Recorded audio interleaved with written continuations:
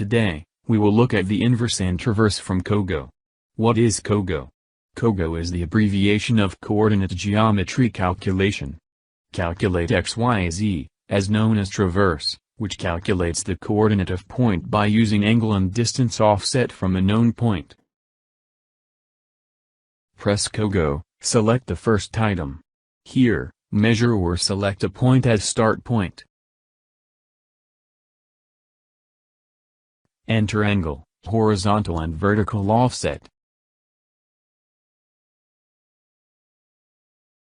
Press F4 to calculate the coordinate of point.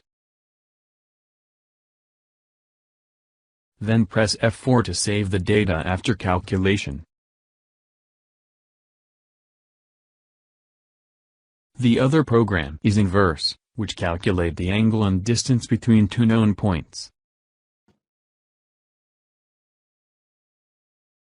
Measure, select or enter 2 points as start point and end point.